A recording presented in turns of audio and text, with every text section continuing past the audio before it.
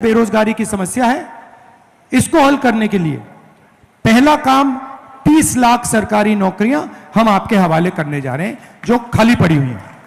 दूसरा काम, पहली नौकरी पक्की, 1 साल की नौकरी पब्लिक सेक्टर में, प्राइवेट सेक्टर में, BHEL, HAL जैसे कंपनीज में, इंडियन ऑयल में, हिंदुस्तान पेट्रोलियम में, सरकारी ऑफिसेज, सरकारी यूनिवर्सिटीज, सरकारी कॉलेजेस, सरकारी अस्पतालों में ये नौकरियां मिलेंगी। ये नौकरी का अधिकार होगा, तो कोई भी युवा 1 साल का अधिकार मांग पाएगा, सरकार को देना ही होगा। महीने का 8,500 रुपए, साल का 1 लाख रुपए, खटाखट खटाखट खटाखट अंदर। अब मैं जानता हूं कि ये मीडिया वाले कहेंगे कि देखिए इंडिया गठबंधन की सरकार गरीबों की आदत बिगाड़ रही है। जब अदानी को पैसा मिलता है, अंबानी को पैसा मिलता है, तो ये कहते हैं देखो देखो विकास हो रहा है, और जब गरीबों की जेब में पैसा जाता है तो ये कहते हैं गरीबों की आदत बिगाड़ रहे हैं। तो मैं इनको मैसेज देना चाहता हूं, आपको जितना बोलना है बोलो, ज्यादा बोला तो 1 लाख के 2 लाख कर देंगे।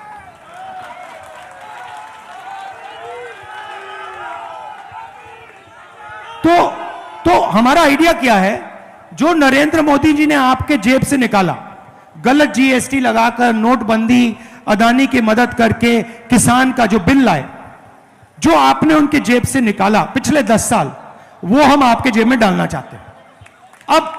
अब ये मत सोचिए कि हम सिर्फ आपके जेब में पैसा डालना चाहते हैं। हमारा एक और लक्ष्य, छुपा हुआ लक्ष्य, हम क्या करना चाहते हैं, जैसे उन्होंने अदानी जी को पैसा दिया, अदानी जी ने उसको विदेश में खर्च किया, हम आपके जेब में पैसा डालना चाहते हैं, क्योंकि हम जानते हैं कि आप इस पैसे को यहीं खर्च करोगे, गांव में खर्च करोगे, शहरों में खर्च करोगे, हिंदुस्तान में खर्च करोगे। जैसे ही आप ये पैसा खर्च करना शुरू करोगे, कैसे खर्च करोगे, कोई शर्ट खरीदेगा, पैंट, जूते, camera, mobile phone, motorcycle, scooter, ये चीजें खरीदोगे। जैसे ही आप ये चीजें खरीदना शुरू करोगे, इन सारे के सारे प्रोडक्ट्स का डिमांड बढ़ेगा। जैसे डिमांड बढ़ेगा, फैक्ट्रियां इन चीजों को बनाना शुरू कर देंगी, और उन्हीं फैक्ट्रियों में जिन लोगों की आप बात कर रहे हो, जो अनएम्प्लॉयड ग्रेजुएट्स हैं, उनको रोजगार मिलना शुरू हो जाएगा। तो हमारी सोच है कि हम हिंदुस्तान की इकोनॉमी को जंप स्टार्ट करें। जैसे गाड़ी में, मोटरसाइकिल में पेट्रोल डाला जाता है, उसके बाद चाबी घुमाई जाती है। अब नरेंद्र मोदी क्या कर रहे हैं, पेट्रोल निकाल दिया गाड़ी से, आपके जेब में से पेट्रोल निकाल दिया, सबके जेब में से पेट्रोल निकाल दिया, और वहां बैठे चाबी घुमा रहे हैं, कुछ हो ही नहीं रहा है, गाड़ी स्टार्ट ही नहीं हो रही।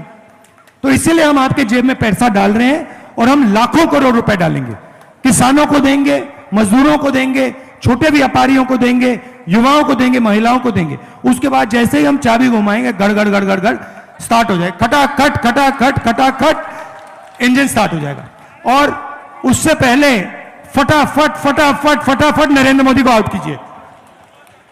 तो ये हमारी सोच है, ये हमारी सोच है, और इससे पूरे देश के लोगों को फायदा होगा, अर्थव्यवस्था फिर से चालू होगी, और रोजगार युवाओं को मिलना शुरू हो जाएगा। मगर यह सब नहीं हो सकता अगर इसको मिटा दिया गया, अगर यह हमारे हाथ में नहीं है, ठीक है, तो आजादी से पहले जो होता था वो होगा। दलितों को कोई रिस्पेक्ट नहीं मिलेगी, जगह नहीं मिलेगी, पिछड़ों को कोई रिस्पेक्ट नहीं मिलेगी, कोई अधिकार नहीं होगा, गरीब लोगों को कुचला जाएगा, किसानों को परे कर देंगे, मजदूरों को बंदा बिल्कुल बांध देंगे। तो ये, इसको बचाना सबसे जरूरी है, और इसको अंबेडकर जी ने दिया, पूरी जिंदगी दी उन्होंने, गांधी जी ने पूरी जिंदगी दी। हमारी जो आजादी की लड़ाई थी, उसको आप आजादी की लड़ाई कह सकते हो, मगर सचमुच में वो संविधान की लड़ाई थी, इसके लिए वो लड़ाई लड़ी गई थी। तो ये मैसेज देना चाहता हूं आपको कि ये सपना देख रहे हैं बीजेपी वाले, नरेंद्र मोदी जी, कि हम संविधान को रख जाइए। 1 सेकंड भैया, 1 सेकंड बोल रहा हूं मैं। तो ये सपना देख रहे हैं कि हम एक बार फिर जैसे आजादी के पहले चलता था वैसे चलाएंगे, पूरी की पूरी सरकार अदानी जी के लिए चलाएंगे, एयरपोर्ट उनको दे दिए, पोर्ट्स दे दिए, इंफ्रास्ट्रक्चर दे दिया, डिफेंस इंडस्ट्री दे दी। आपको मालूम है अग्निवीर क्यों लागू किया? आप जानते हो अग्निवीर क्यों आया? जानते हो? मैं आपको बताता हूं। डिफेंस बजट में या आप हथियार खरीद सकते हो या फिर आप जवानों की देखभाल कर सकते हो। नरेंद्र मोदी जी ने अदानी जी को डिफेंस इंडस्ट्री के सारे कॉन्ट्रैक्ट्स पकड़ा दिए। आप इंटरनेट पे जाइए, पहले हिंदुस्तान की जो राइफल थी वो इंडियन ऑर्डिनेंस फैक्ट्री बनाती थी, कारतूस जो थे इंडियन ऑर्डिनेंस फैक्ट्री बनाती थी, हवाई जहाज HAL बनाता था। आज अगर आप जाएंगे अदानी डिफेंस को देखिए, इंटरनेट पे जाइए, अदानी डिफेंस टाइप कीजिए, अदानी डिफेंस हिंदुस्तान की राइफल बनाएगा, सारे कारतूस बनाएगा, सारे शेल्स बनाएगा, सारी फील्ड गन्स बनाएगा, ड्रोन बनाएगा, हवाई जहाज बनाएगा, सारा का सारा अदानी डिफेंस बनाएगा। पूरी की पूरी डिफेंस इंडस्ट्री अदानी जी को पकड़ा दी है, इन लोगों को पकड़ा दी है, पब्लिक सेक्टर को परे कर दिया है। और फिर कहते हैं कि हम 2 तरीके के जवान बनाना चाहते हैं। मतलब पहली बार हिंदुस्तान की हिस्ट्री में ये 3 कानून लाए किसान वाले, इन्होंने, इनकी कोशिश थी किसानों को मजदूर बना दो। अब इन्होंने नई चीज की है, अग्निवीर योजना में जवानों को मजदूर बना दिया है। सही बात है ना, कि आप आओ, आप यहां 3 साल काम करो, उसके बाद जूता मार के आपको बाहर भगा देंगे। 2 तरीके के जवान होंगे, एक अमीर घर का बेटा होगा, एक अमीर घर का बेटा होगा, उसे पेंशन मिलेगी, उसे कैंटीन मिलेगी, अगर वो शहीद होता है तो उसको शहीद का दर्जा मिलेगा, कॉम्पनसेशन मिलेगी, परिवार की पूरी रक्षा होगी और उसको फुल ट्रेनिंग मिलेगी। और गरीब घर के बेटे को कहते हैं कि भैया आपको 6 महीने की ट्रेनिंग देंगे, चाइना के सामने खड़ा कर देंगे, चाइना के जो सैनिक है उनको 5 साल की ट्रेनिंग होगी, आप उनसे लड़ोगे, आपकी 6 महीने की ट्रेनिंग, उनकी 5 साल की ट्रेनिंग, नतीजा सबको मालूम है। और जब आप शहीद होगे तो हम आपको ना शहीद का दर्जा देंगे, ना कॉम्पनसेशन देंगे, ना आपकी फैमिली की रक्षा करेंगे।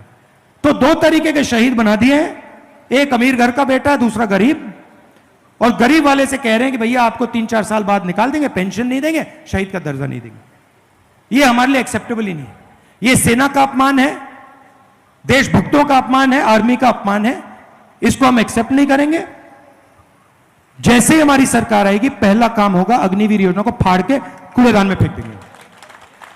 हमें 2 तरीके के शहीद नहीं चाहिए, हमें सिर्फ एक तरीके का शहीद चाहिए जिसकी रिस्पेक्ट हो।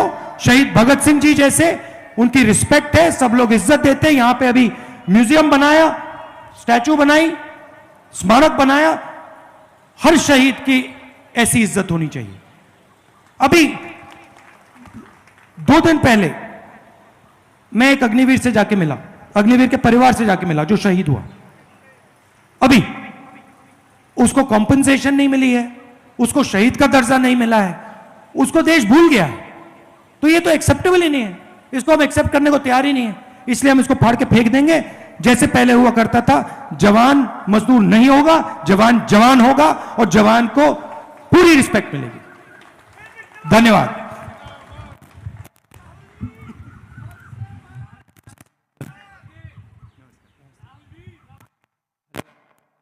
अब बोलता हूं।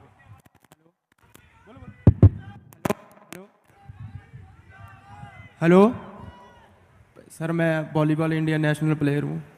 हाँ जी, तो पंजाब ਦੇ ਵਿੱਚ ਬਹੁਤ ਨਸ਼ਾ ਵੱਧ ਗਿਆ ਤੇ ਨੌਕਰੀ ਵੀ ਨਹੀਂ ਮਿਲਦੀ ਪਈ ਤੇ ਪੰਜਾਬ ਨੂੰ 골ਡ ਸਿਲਵਰ ਸਭ ਕੁਝ ਦੇਖ ਲਿਆ ਦਵਾ ਕੇ ਤੇ ਸਰਕਾਰ ਨਹੀਂ ਕੁਝ ਕਰ ਰਹੀ ਤੇ 23 ਈਅਰ ਮੇਰੀ 올ਡ ਈਅਰਸ ਹੋ ਗਿਆ ਤੇ ਬਾਕੀ ਸਕੂਲ ਵਾਲੇ ਤੇ ਕਾਲਜ ਵਾਲੇ ਵਜ਼ੀਫਾ ਕੋਈ ਨਹੀਂ ਦੇ ਰਹੇ ਤੇ ਬਸ ਇਹੀ ਧੱਕਾ ਚੱਲ ਰਿਹਾ ਪੂਰਾ ਤੇ ਲੜ ਰਹੇ ਆ ਪੰਜਾਬ ਦੇ ਨਾਲ। पूरा मैडल भी दवा रहे हैं, ऑल इंडिया नेशनल सब खेड ले हैं तो मैडल भी है अपने को, तो बट फिर भी इत्थे रोल रहे हैं सड़कों के आज। अच्छा लगा आपसे। तो इसी चीज़ को हम सॉल्व करना चाहते हैं, इसीलिए हम पहली नौकरी पक्की स्कीम ला रहे हैं। 30 लाख युवाओं को रोजगार देने का काम कर रहे हैं और आपके जेब में हम पैसा डालकर अर्थव्यवस्था को चालू करने की कोशिश कर रहे हैं।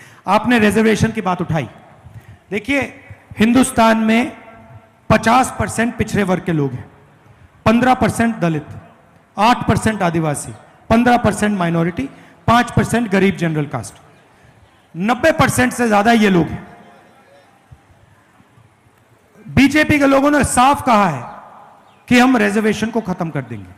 आरएसएस के चीफ ने कहा है कि रिजर्वेशन से देश को नुकसान होता है।